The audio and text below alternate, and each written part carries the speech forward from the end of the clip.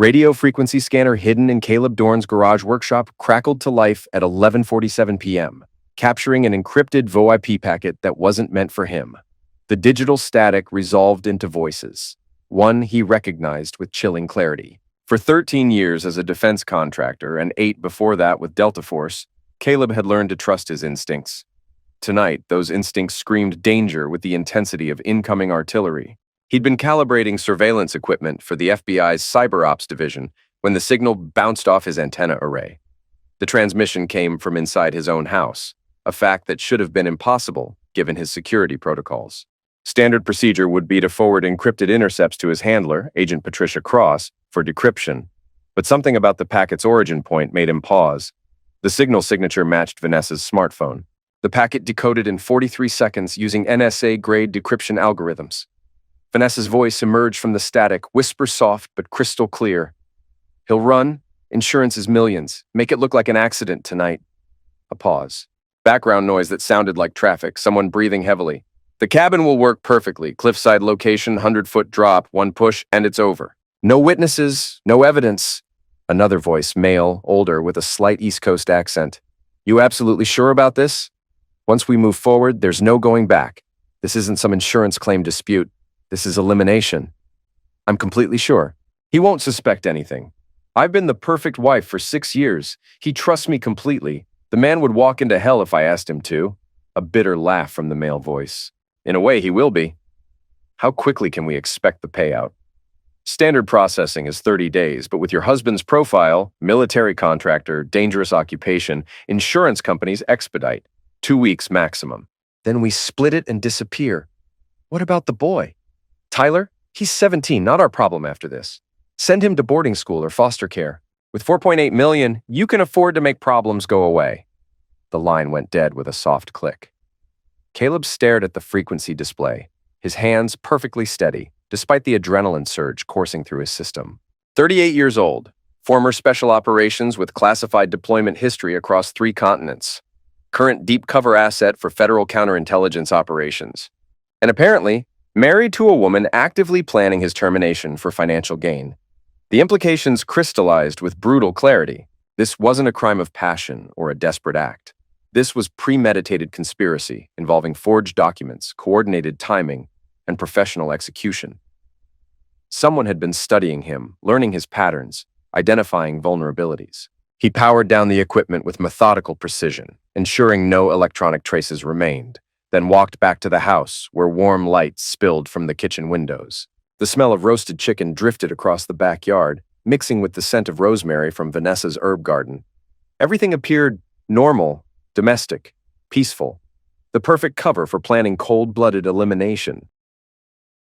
Vanessa stood at the stove, auburn hair pulled back in a casual ponytail, wearing the blue dress he'd bought her for their 6th anniversary just 2 months ago. She hummed softly while stirring gravy, the picture of contentment. Her wedding ring caught the light as she moved, the same ring he'd placed on her finger in a beachside ceremony, promising to love and protect her forever. "Dinner's ready, sweetheart," she called, turning with that radiant smile that had convinced him to leave the shadows and try normal life. "I made your favorite, herb-crusted chicken with garlic potatoes." The same smile she'd worn while discussing his elimination minutes earlier. "Smells incredible," he replied, kissing her cheek with practiced affection. Her skin felt cold despite the warm kitchen. "You went all out tonight?" "I wanted it to be special. We don't get enough quiet evenings together." Tyler looked up from his phone at the dining table, earbuds dangling around his neck. At 17, Vanessa's son from her previous marriage had grown distant lately, arriving home late, avoiding family dinners, spending hours locked in his room. Caleb had attributed it to typical teenage rebellion combined with the natural awkwardness of having a stepfather. Now he wondered what the boy actually knew about his mother's plans. "How was work today?" Vanessa asked, serving the chicken with deliberate care. "Boring contract stuff, reviewing specifications for naval communication systems. Nothing too exciting." He watched her face for micro-expressions, noting the slight tension around her eyes. "How about you? Busy day at the insurance office?" "The usual chaos. Claims investigations, depositions, paperwork that never ends." She touched his hand with what appeared to be genuine affection. "Actually, I had an idea. I thought we could take that weekend trip we talked about last month. I found this perfect cabin rental near Lake Arrowhead. Very romantic, completely private. Caleb's tactical training kicked in automatically. Micro expressions, body language analysis, vocal stress patterns, timing correlation with the intercepted communication. Every detail painted the same picture. She was lying about something significant, and the timing of her suggestion wasn't coincidental. "Sounds romantic," he said, keeping his voice neutral. "When were you thinking?" "This weekend. I already took the liberty of booking it. Cliffside view, very private. No neighbors for miles. Just us and nature." Her smile faltered slightly. "You don't mind that I went ahead and made reservations, do you?" "Of course not. You know I trust your judgment completely." The irony of those words settled like lead in his stomach. Tyler shifted uncomfortably in his chair, avoiding eye contact. The teenager knew something. His body language screamed discomfort and suppressed knowledge. After dinner, Vanessa headed upstairs for her nightly shower ritual, claiming she needed to wash off the stress of the day. Caleb cleared the table with mechanical precision, listening to the water running overhead while calculating his next moves. Every instinct honed by years of covert operations told him to gather intelligence before acting. He slipped into her home office, a converted bedroom filled with insurance files, legal documents, and her work laptop. The computer was password protected, but he'd installed keyloggers months ago as part of his standard security protocols, never imagining he'd need them to investigate his own wife. Her recent browser history made his blood freeze. Accidental passing insurance payouts, how long do drowning investigations take, spousal life insurance claim processing times, hiking accident statistics California, Lake Arrowhead emergency response times. Each search was methodical, professional, thorough. This wasn't impulse. This was research. He photographed the screen with his encrypted phone, then accessed her email through the keylogger data. What he found confirmed his worst fears.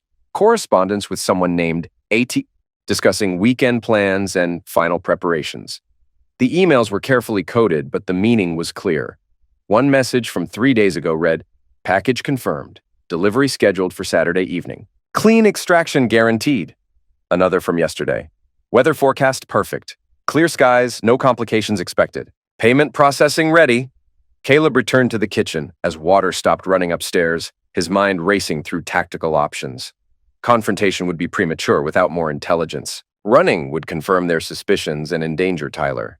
But playing along meant walking into a carefully planned trap. At midnight, after Vanessa fell asleep beside him, her breathing deep and regular, one arm draped across his chest in a gesture that had once comforted him, Caleb slipped out of bed and stepped onto the back patio. The night air was cool, carrying the scent of jasmine from their neighbor's garden. He dialed a number that fewer than 50 people in the United States possessed. Cross. Overwatch. This is Phantom. Requesting immediate off-book surveillance support. Code Black authorization. Agent Patricia Cross had worked federal counterintelligence for 15 years, rising through the ranks by successfully managing assets in hostile environments. Her voice sharpened with professional concern. "Caleb? It's past midnight. What's your situation?" "Code Black scenario confirmed. Potential asset compromise at highest level. My location is hot." "Repeat, my location is hot." A pause that lasted exactly 3 seconds. Cross-processing implications at light speed. "Jesus Christ, what do you need?" "Full domestic surveillance package. Primary target is my wife, Vanessa Dorn, age 38, insurance investigator with Meridian Claims Processing. Secondary target unknown male, approximately 40 to 45 years old, possible handler or control agent. I have voice samples and preliminary evidence of conspiracy to commit insurance fraud and planned elimination." "Elimination? Your wife is trying to—" "Confirmed.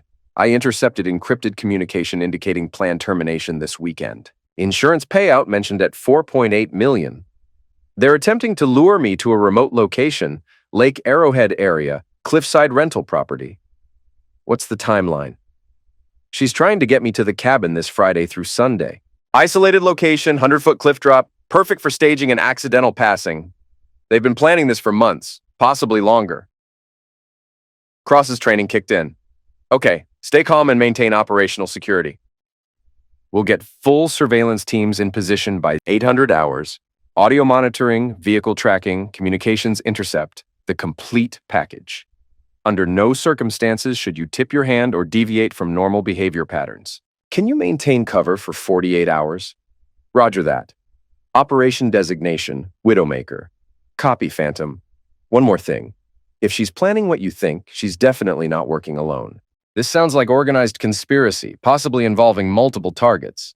Watch yourself and trust no one except direct contact through secure channels. Caleb ended the call and looked back at the house where his wife slept peacefully, dreaming of his demise and the millions of dollars his end would bring.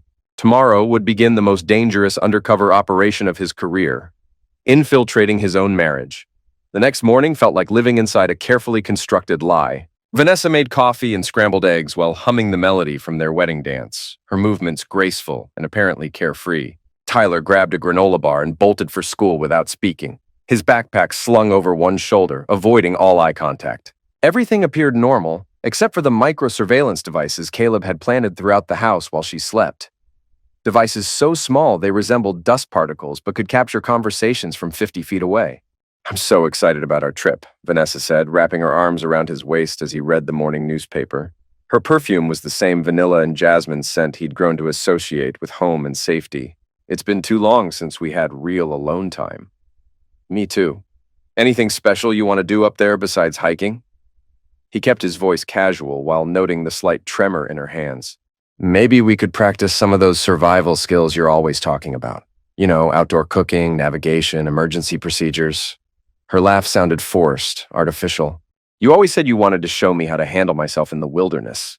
The double meaning hit him like a physical blow. She was literally asking him to teach her how to stage his own demise. FBI surveillance teams took positions throughout their suburban neighborhood by 9 a.m., coordinated from a mobile command center disguised as a cable repair van. Agent Cross directed operations from inside, while technicians monitored electronic communications. Caleb's earpiece crackled softly as he drove to his cover job at Meridian Defense Contracting, a legitimate defense firm that provided cover for his FBI activities. "Phantom, target is mobile. Blue Toyota Camry, license plate 7G8H4F2, heading downtown on Interstate 5. Visual confirmation on driver." Caleb spent the morning reviewing legitimate contracts for naval communication systems while monitoring the audio feeds from his house through encrypted channels. The surveillance revealed a disturbing pattern. Vanessa made no fewer than 6 phone calls between 9:30 and 11 a.m., each to different numbers, each conversation lasting exactly 3 minutes. At 11:30, she made the call that confirmed his worst fears. "It's me." He agreed to the trip without suspicion. Friday through Sunday, exactly as we planned. Male voice, the same accent from last night. "Outstanding. The insurance policy is active and confirmed. 4.8 million, double indemnity for accidental passing. Your husband's signature was processed last Tuesday." Caleb's blood turned to ice. They'd not only planned his passing, they'd forged his signature on an insurance policy he'd never seen. How did you manage the signature verification? You'd be amazed what people sign when they trust their insurance agent completely. Your husband believes he was updating his contractor's liability coverage. Standard procedure for his security clearance level. And the accident scene? Hiking fall, rocky terrain, head trauma consistent with a 100-foot drop. No witnesses, no cell phone coverage, delayed discovery. Clean and simple, exactly like the others. The others? This isn't our first rodent extermination, sweetheart. We've perfected the process. 3 successful operations over the past 18 months, each worth over $3 million. Veterans and contractors make perfect targets. Dangerous occupations, high-value life insurance, trusting personalities. Caleb gripped his desk so hard the wood creaked. They weren't just planning his elimination. They were serial operatives who had already succeeded multiple times. What about Tyler? He's been asking questions. The kid knows enough to stay quiet. We had a conversation last week. He understands the consequences of creating problems. You threatened my son? I educated him about the benefits of discretion. 17-year-old boys are remarkably practical when properly motivated. The call ended abruptly. Caleb immediately contacted Agent Cross through secure channels. We need voice analysis on the male subject immediately. Priority alpha classification. And I want a complete investigation of that insurance policy. Already running voice recognition through federal databases. Initial results in 20 minutes. What else did you hear? They've eliminated other targets. At least 3 operations over 18 months, each worth over $3 million. This is organized crime with federal implications. Son of a witch. We're dealing with serial fraud and conspiracy. I'm escalating this to the director level and requesting joint task force authorization. Agent Cross, they threatened Tyler, a 17-year-old boy. Whatever resources you need, get them. Understood. Voice analysis just came back. Your male target is Alan Trask, 41, owner of Pinnacle Security Insurance, incorporated in Delaware with offices in San Diego and Las Vegas. Specializes in high-value policies for military contractors and government employees. Caleb felt pieces clicking into place. He's been systematically targeting people in my profession, using their security clearances and dangerous occupations as cover for staged accidents. Gets worse. Preliminary investigation shows his company has paid out 11 suspicious claims over the past 3 years. Each involved high-value policies on military contractors, defense employees, or veterans. Each passing was ruled accidental. 11 people. Jesus Christ, Patricia. How many families have they destroyed? We're getting federal warrants for Trask's business records, financial statements, and communication logs. This is now a federal racketeering investigation. Keep playing along, but understand, these people are professional operatives with multiple successful eliminations. They will not hesitate to escalate if they suspect exposure. That evening, Caleb reviewed surveillance footage that Agent Cross had transmitted through encrypted channels. The images were devastating. Vanessa meeting Trask at an upscale restaurant downtown, their hands intertwined across the table, like lovers planning a future together. Her kissing him passionately in the parking garage, her body pressed against his with obvious closeness.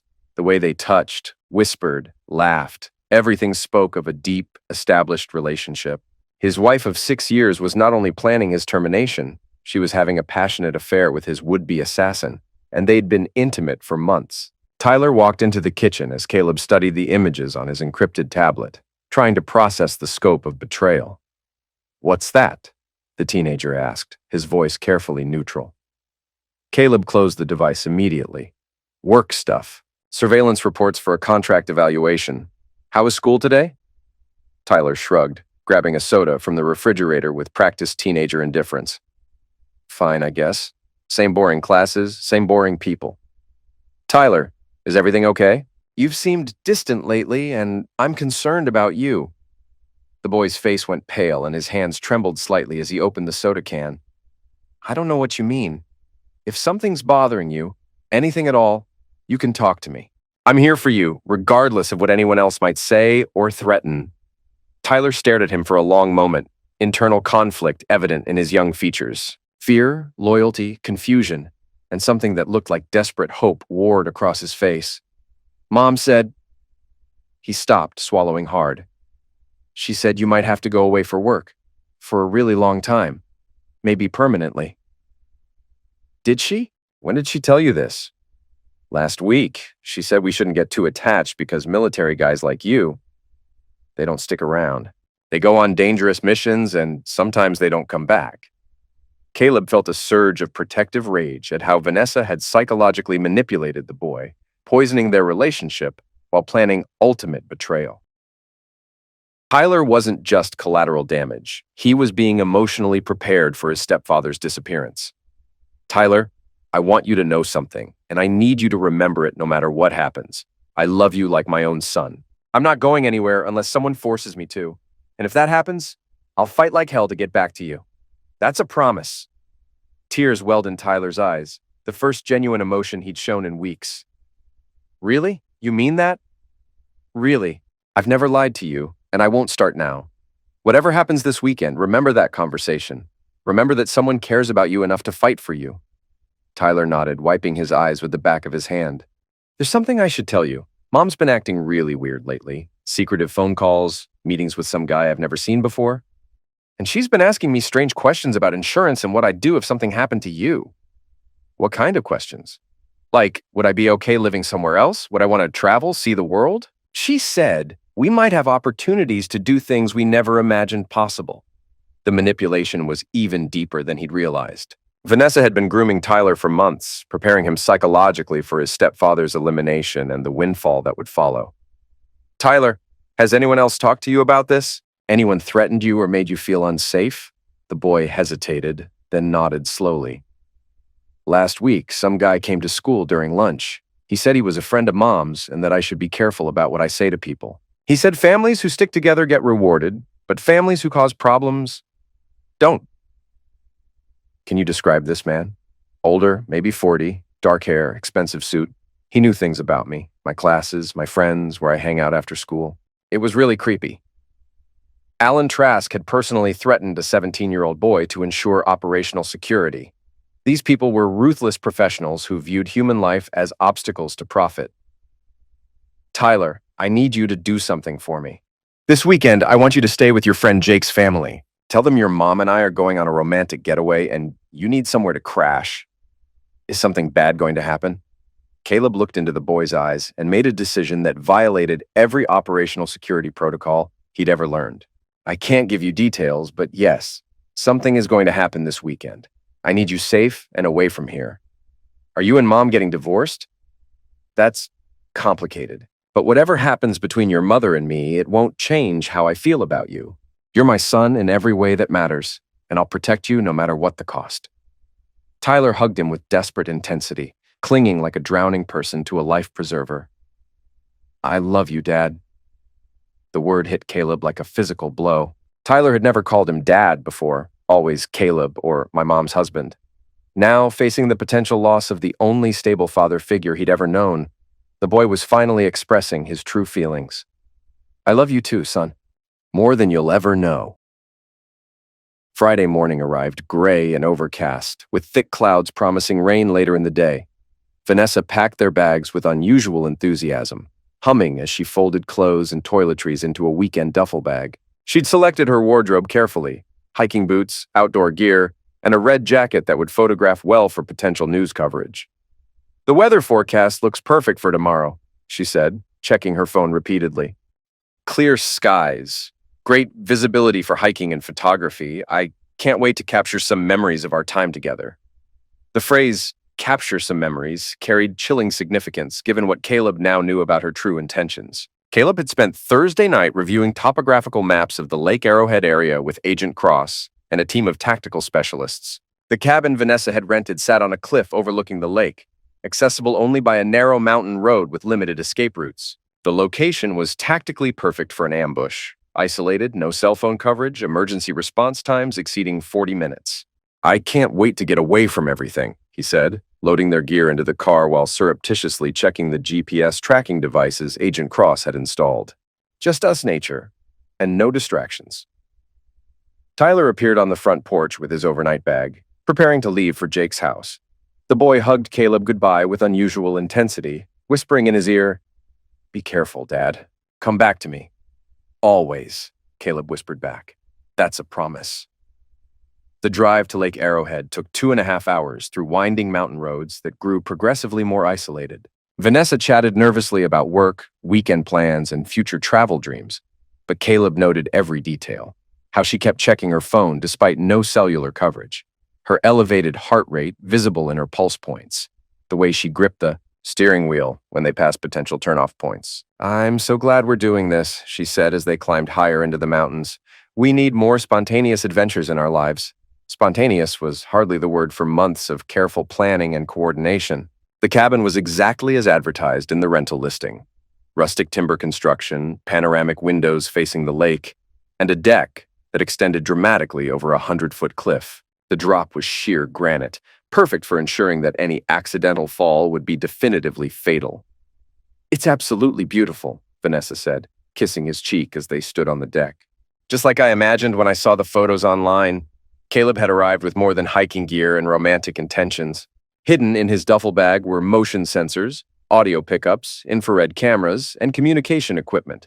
Enough surveillance technology to document whatever was planned and maintain contact with FBI backup teams positioned 5 miles away. While Vanessa unpacked in the bedroom, making exclamations about the romantic ambiance, Caleb strategically placed monitoring devices around the cabin. Micro cameras went behind picture frames. Audio pickups attached to light fixtures, motion sensors covered all approaches to the building. "I thought we could explore the hiking trails this afternoon," she suggested, appearing in the doorway wearing form-fitting outdoor gear. "Get familiar with the terrain before tomorrow's big adventure." "Actually, I'm a bit tired from the drive. How about we relax on the deck, maybe open that bottle of wine you packed?"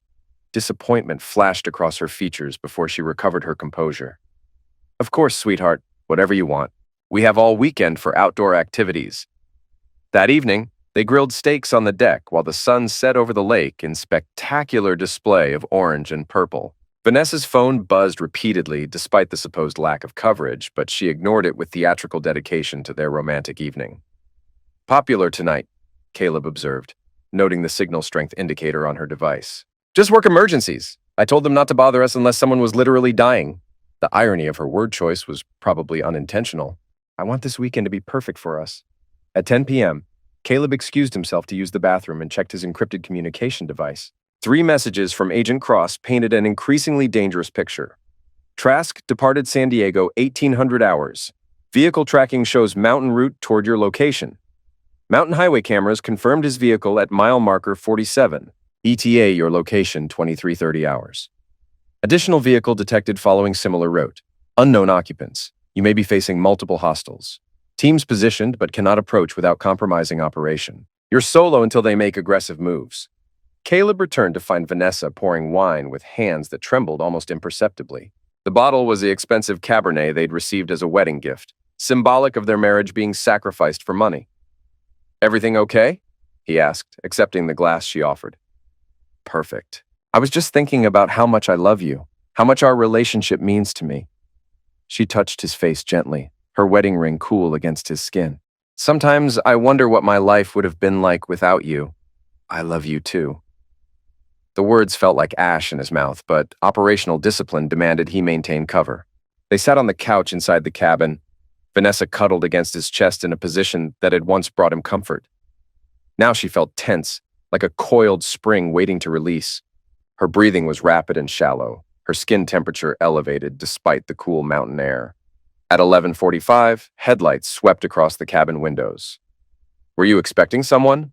Caleb asked, though he already knew the answer. Vanessa sat up quickly, genuine surprise on her face. No, of course not. Probably just someone using the turnaround area. These mountain roads can be confusing at night. The headlights disappeared, but Caleb's motion sensors detected movement in the surrounding woods. Someone, possibly multiple someones, was approaching on foot, using the trees for concealment. I'm going to check outside, he said, standing and stretching casually. No. Vanessa grabbed his arm with more force than necessary. It's probably just deer or other wildlife. Mountain animals are active at night. Come back to bed. I have something special planned for us. You go ahead and get ready. I'll just take a quick look and be right there. In the bedroom, Vanessa made exaggerated preparations for sleep while Caleb monitored the infrared feed on his hidden communication device. 3 figures in dark clothing were circling the cabin, studying the layout and identifying potential entry points. They moved with military precision, suggesting professional training. At 12:30 a.m., Caleb heard the deck door handle turn slowly. He'd been waiting in the shadows of the living room, night vision equipment revealing every detail in green-tinted clarity. Alan Trask entered first, moving like someone who'd studied the cabin's layout extensively. He wore tactical black clothing, carried what appeared to be a serrated combat knife, and moved with the confidence of someone who'd done this before. Behind him came 2 additional figures, a tall man with a shoulder holster and a compact woman carrying what looked like medical supplies, probably to stage post-mortem evidence consistent with an accidental fall. Trask crept toward the bedroom, where he expected to find Caleb sleeping peacefully beside his loving wife. Instead, he found a carefully arranged dummy under the covers, complete with a realistic silicone head and appropriately sized body. Looking for someone? Caleb's voice came from directly behind him. Trask spun, raising the knife instinctively. In the green-tinted darkness, Caleb could see the terror in his eyes as he realized his careful plan had collapsed. Who the hell are you? Trask hissed, though his voice suggested he already knew. Alan Trask, 41 years old, owner of Pinnacle Security Insurance. Also, my wife's lover and would-be assassin. Did you really think you could enter my home without me knowing? Trask lunged with the knife, a desperate attack that showed more panic than skill. Caleb sidestepped with fluid precision, grabbed Trask's wrist, and applied focused pressure to the ulnar nerve cluster. The weapon clattered to the wooden floor. You're 37% body fat and probably haven't been in a real fight since middle school, Caleb said conversationally, maintaining his grip. I've neutralized trained combatants underwater while holding my breath for 4 minutes. This won't take long. Trask threw a wild punch with his free hand. Caleb deflected it effortlessly and drove a precise elbow strike into his solar plexus. Trask doubled over, gasping for air that wouldn't come. Vanessa! Trask wheezed. Help me! This wasn't the plan.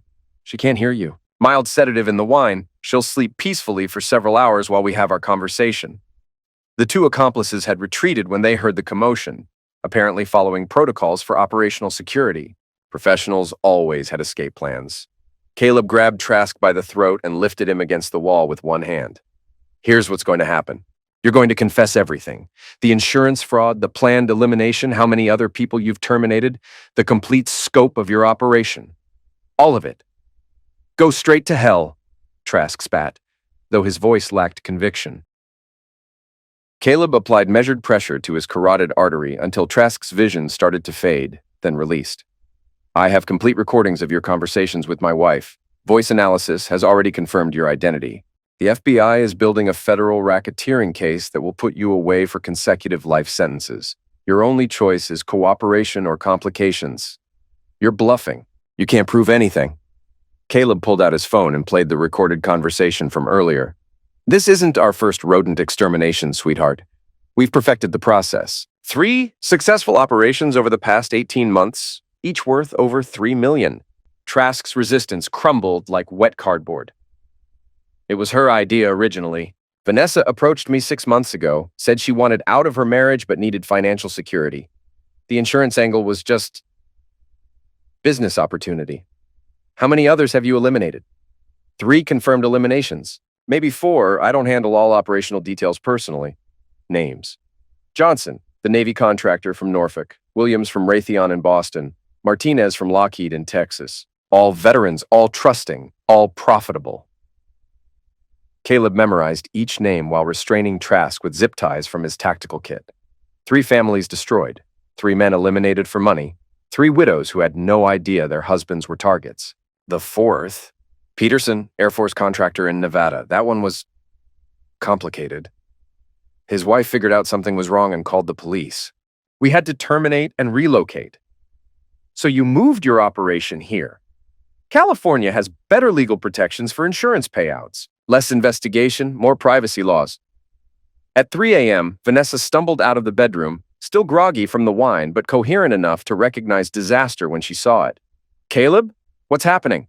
Why is Alan... She stopped mid-sentence, seeing Trask bound and bloodied on the floor. Hello, sweetheart? Enjoying our romantic getaway? Vanessa's face cycled through confusion, fear, calculation, and finally desperate manipulation. I can explain everything. This isn't what it looks like. Please do.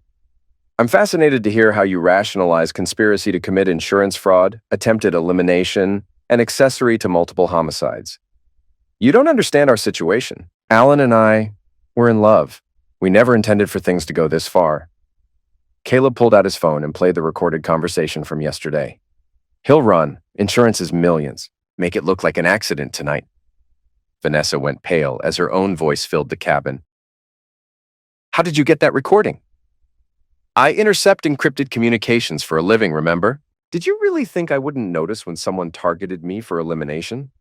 Caleb, please, we can work this out. Just let us go and we'll disappear. You'll never see us again. And what happens to the next target? The next veteran who trusts his wife? The next family destroyed for insurance money? That's not our problem. It became my problem when you decided to make me a sufferer.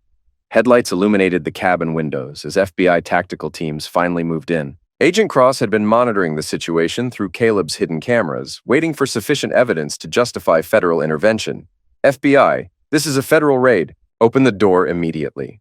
Vanessa ran for the back exit, probably following an escape plan she and Trask had rehearsed. Caleb caught her easily, restraining her with the same zip ties he'd used on her lover. Let me go. She screamed, struggling against the restraints. This is domestic violence. I'll have you arrested for attack. For stopping my own attempted elimination? Good luck explaining that to a federal prosecutor. The FBI tactical team secured the scene within minutes, their movements precise and professional. Agent Cross examined the evidence while her agents read Trask and Vanessa their rights according to federal procedures. Outstanding work, Phantom, Cross said quietly, reviewing the recorded conversations and surveillance footage. We've got them on conspiracy, fraud, attempted elimination, and racketeering. This evidence will hold up in any federal court. What about the other cases Trask mentioned? Johnson, Williams, Martinez? already coordinating with field offices in Norfolk, Boston, and Texas. We'll investigate every claim his company has paid out over the past 5 years. This could break open the largest insurance fraud conspiracy in federal history. As they loaded Vanessa into the FBI vehicle, she turned back to Caleb with tears streaming down her face, mascara creating dark tracks on her cheeks. I did love you, you know.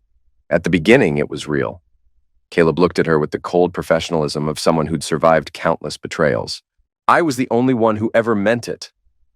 The San Diego County Superior Court became a media circus within hours of the arrests. Wife plots husband's elimination for insurance millions, screamed the morning headlines across national newspapers.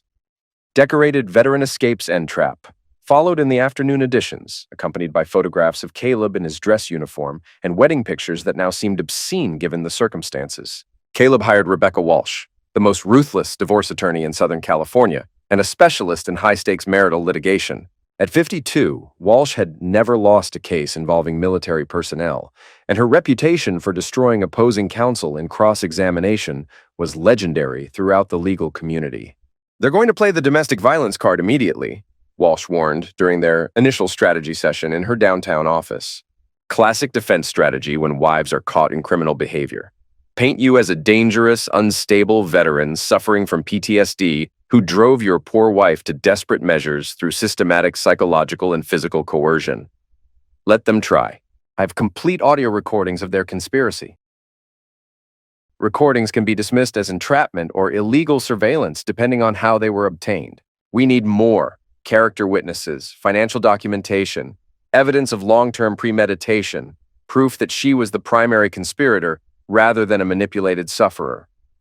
Agent Cross provided extensive FBI resources for the civil litigation, while federal prosecutors simultaneously built their criminal charges. The insurance fraud investigation had expanded dramatically, revealing suspicious passings across 7 states involving policies worth over $30 million.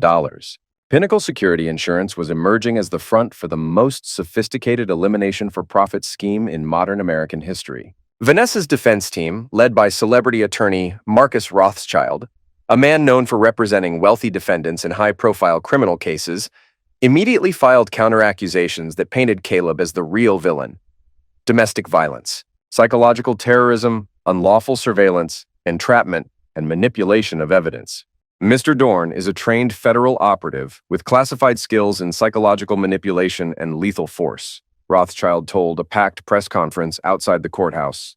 He has the training, resources, and professional expertise to fabricate any evidence he chooses. My client is the true sufferer here, a woman trapped in an abusive marriage with a dangerous man who used his government connections to frame her for crimes she never committed.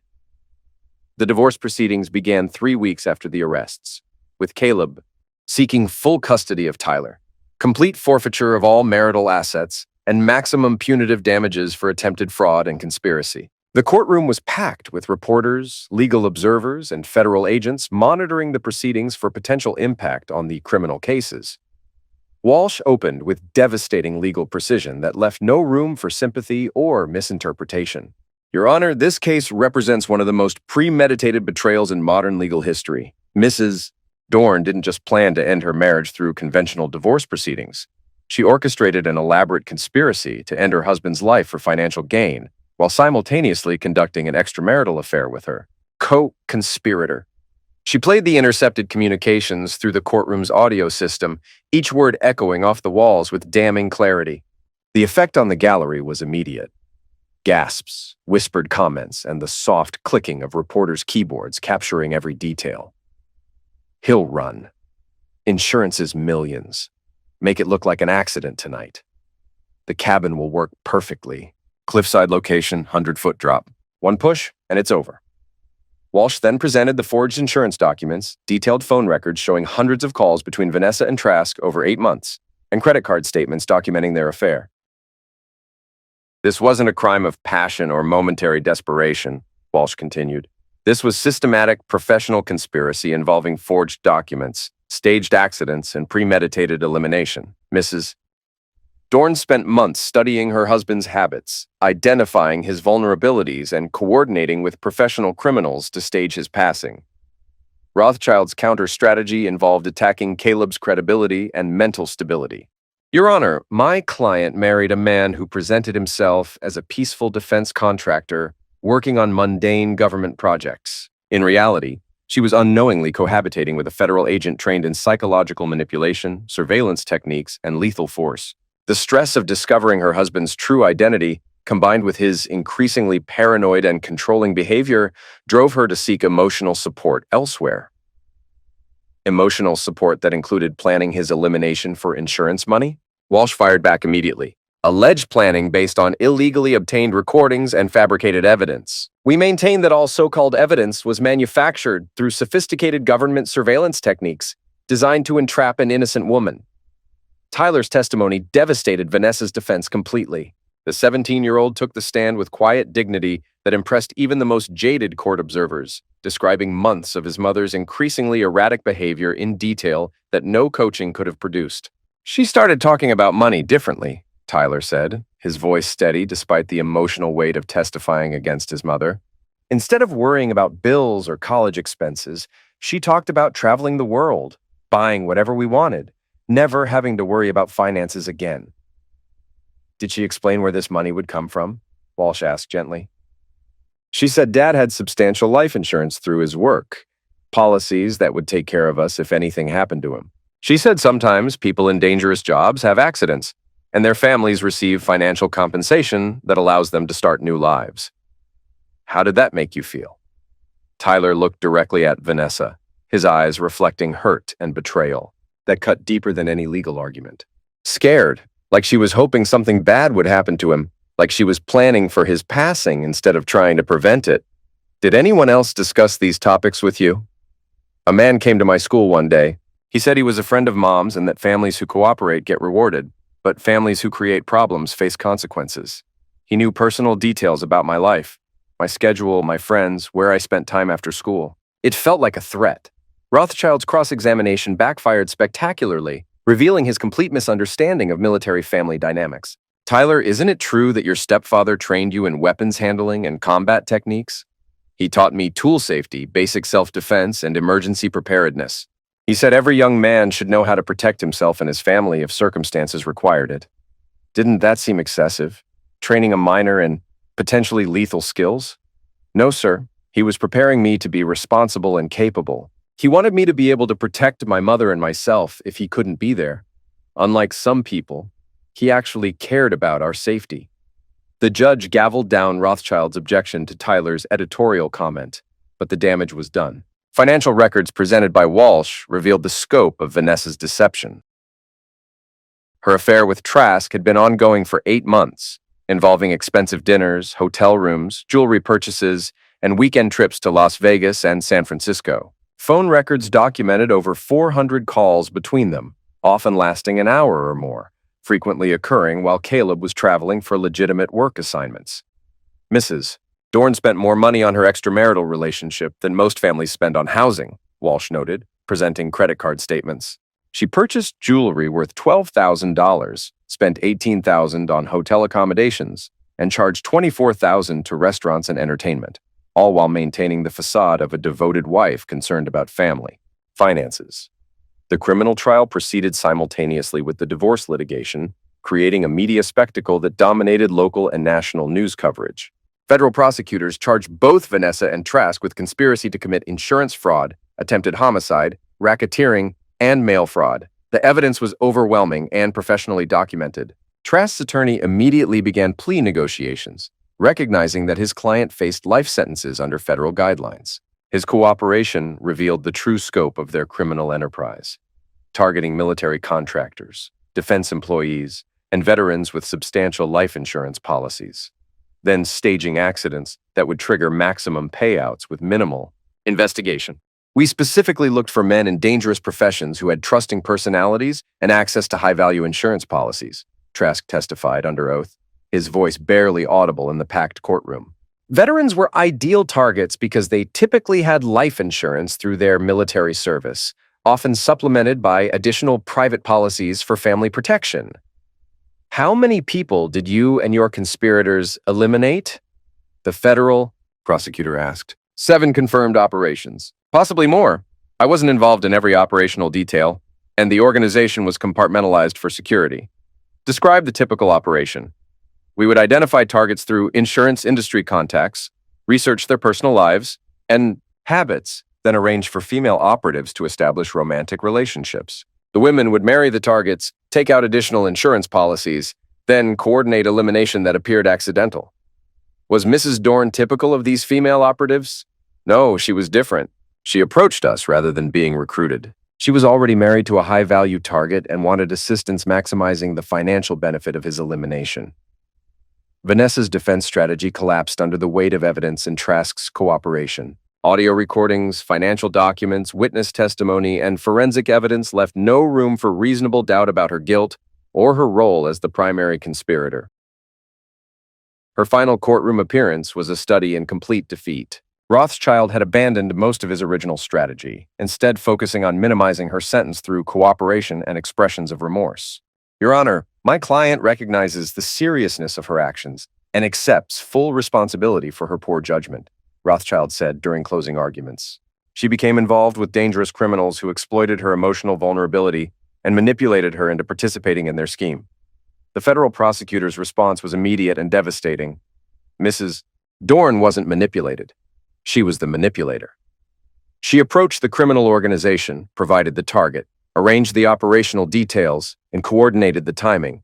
She spent months psychologically preparing her own son for his stepfather's passing, while conducting an affair with the man who would eliminate him. This wasn't poor judgment, this was calculated evil. The verdicts came down on a cold Thursday morning in March, with gray clouds threatening rain and a crowd of reporters and legal observers packed into every available seat. Caleb sat in the front row of the gallery with Tyler and Agent Cross, watching as Judge Harrison prepared to read the decisions that would fundamentally reshape their lives.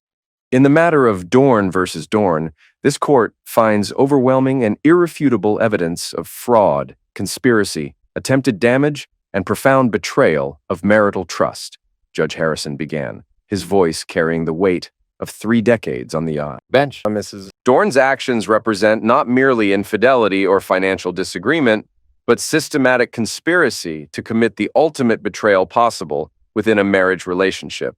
The divorce judgment was comprehensive and devastating. Caleb received full, legal and physical custody of Tyler, complete ownership of all marital assets, including their home, retirement accounts, and investments, plus punitive damages of $2.3 million representing the estimated value of emotional distress and attempted fraud. Vanessa was left with literally nothing except her legal debts and criminal liability. Furthermore, Judge Harrison continued, this court strongly recommends that the district attorney's office pursue additional criminal charges for perjury and obstruction of justice based on false testimony provided during these proceedings. Mrs.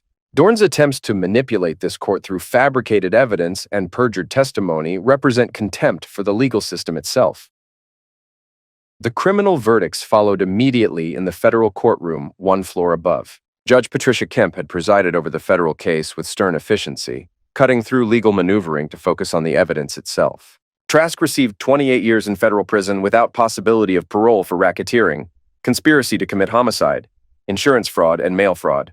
The sentence reflected his cooperation with authorities, but also the scope of his criminal enterprise and the number of sufferers involved. Vanessa received 15 years federal prison for conspiracy to commit insurance fraud, attempted homicide, and accessory to racketeering. Her sentence was reduced slightly due to her role as a recruited operative rather than the organization's leader, but Judge Kemp made clear that her crimes were particularly heinous due to the betrayal of family trust.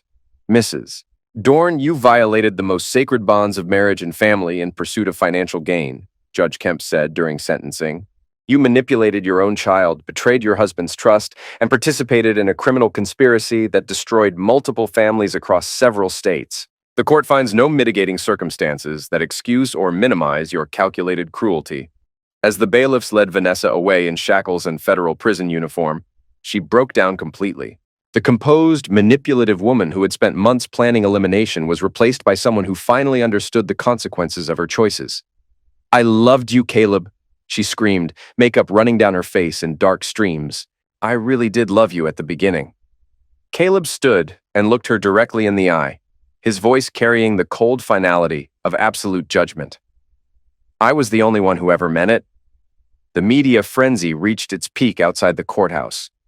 Reporters surrounded Caleb and Tyler as they descended the granite steps, microphones thrust forward and cameras capturing every moment. "Mr. Dorn, how does it feel to have justice served?" one reporter shouted above the crowd. Justice isn't about personal satisfaction. It's about protecting other families from experiencing what we've endured. Tyler gets the chance to grow up without his mother's manipulation and lies. Other families get protection from hunters who view human life as financial opportunity. The sense of personal vindication is secondary to those larger considerations. Will you continue working in defense contracting? I'll continue serving my country in whatever capacity provides the most value for protecting American families. And interests? My priorities have shifted toward stopping hunters like those we've exposed and ensuring that other veterans don't become sufferers of similar conspiracies. What's next for you and Tyler? We're going to build an honest life together. No more secrets, no more hidden agendas, no more looking over our shoulders. Just a father and son figuring out how to move forward from betrayal toward something better. 3 months later, Caleb and Tyler drove to the Pacific coast near their San Diego home, following Tyler's request to dispose of his mother's remaining belongings. The few items not seized as evidence or awarded to sufferers' families filled only a small cardboard box: jewelry, photographs, letters, and personal mementos that represented the lies they'd both believed. "You sure you're okay with this?" Caleb asked as they walked along the beach, waves crashing against the shore with rhythmic persistence. "Yeah, I need to let go of who I thought she was so I can accept who she actually turned out to be," Tyler replied, his voice steady with newfound maturity. "I can't keep hoping she was different." Tyler threw his mother's jewelry into the waves, each piece representing a different lie or manipulation. Her wedding ring went last, disappearing beneath the foam with symbolic finality. "I'm sorry she turned out to be someone completely different than you believed," Caleb said. "I'm not sorry anymore. If she had been who I thought, I wouldn't have gotten a real father out of the situation." They stood in comfortable silence, watching the sunset paint the sky in brilliant oranges and purples while seabirds circled overhead. The ocean's vastness provided perspective that the courtroom couldn't, a reminder that their pain was part of something larger and that healing was possible. "What happens now?" Tyler asked. "Now we build something honest and lasting. No more secrets, no more hidden agendas, no more wondering who we can trust. Just us figuring out life together one day at a time." "Sounds perfect, Dad." The words still carried emotional weight, still represented something precious that had emerged from betrayal and attempted destruction. Agent Cross had offered Caleb a promotion to head the FBI's newly created Insurance Fraud Task Force, a position that would involve coordinating investigations of criminal networks like Trask's operation across multiple states. The work would be challenging and occasionally dangerous, but it offered the opportunity to protect other families from similar hunters. "I want to take the FBI promotion," Caleb told Tyler as they walked back toward their car. "The position involves hunting down people who target military families and veterans for financial exploitation." "The job where you track down bad guys who hurt families like ours?" "Exactly. It means some travel, some risks, and you'd have security details during certain operations. But it also means preventing other kids from going through what you've experienced." Tyler considered this with the seriousness of someone who'd been forced to mature rapidly.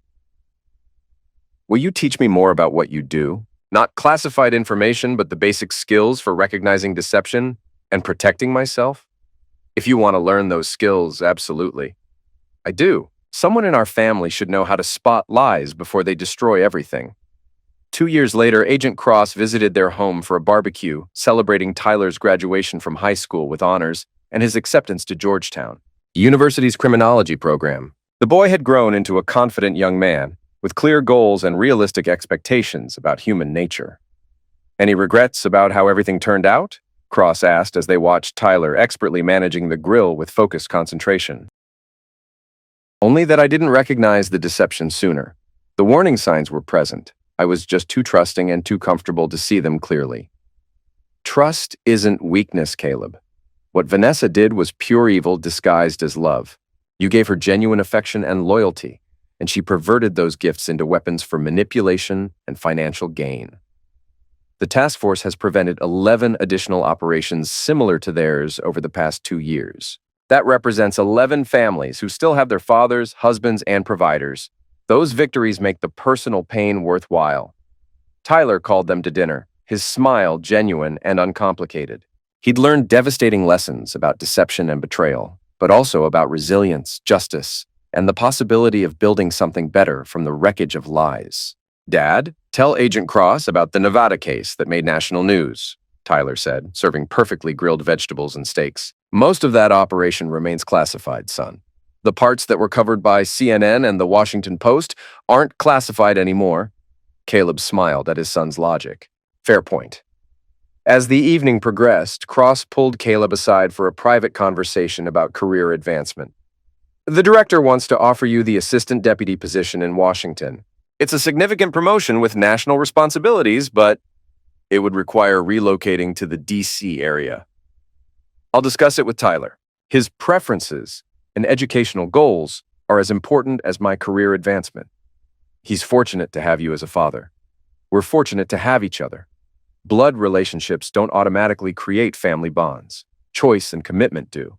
Vanessa taught me that lesson in the most painful way possible, but it was a valuable education." Later that evening, after Cross had departed and Tyler had finished his homework, they sat together on the deck overlooking their backyard. No cliffs, no isolated cabins, no deception, just suburban normalcy and the peaceful sounds of evening traffic and distant music. Caleb's phone buzzed with a text message from Tyler. "Got early admission to Georgetown. Criminology and criminal justice double major. Thought you should know first before I tell anyone else." Caleb smiled and typed back, "Extremely proud of you. We'll celebrate tomorrow with dinner wherever you choose. Think I can follow in your professional footsteps? You can choose any path that makes you happy and fulfilled. That's what real freedom means." A few minutes later, Tyler appeared on the deck with 2 cold sodas and a thoughtful expression. "Georgetown University is located in Washington, D.C., he said casually. "That's correct. Agent Cross mentioned a job opportunity there that would advance your career. She did mention that possibility. Sounds like destiny to me." Caleb looked at his son, because that's exactly what Tyler had become in every meaningful way, and felt something he'd lost during the betrayal and conspiracy. Genuine hope for the future unclouded by suspicion, manipulation, or hidden agendas. "Maybe it is destiny," he agreed. "Maybe this is exactly where we're supposed to be." They sat together as stars emerged in the clear sky, 2 survivors who discovered their way home to each other through the wreckage of lies, violence, and betrayal. In the distance, emergency sirens wailed. Someone else's crisis, someone else's emergency, someone else's pain. But here, in this moment, there existed only peace, security, and the promise of tomorrow.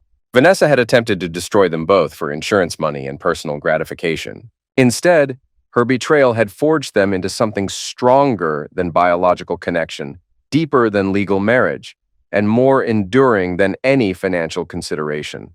A family built on truth, tested by fire, and bound together by choice rather than obligation. The operation was complete.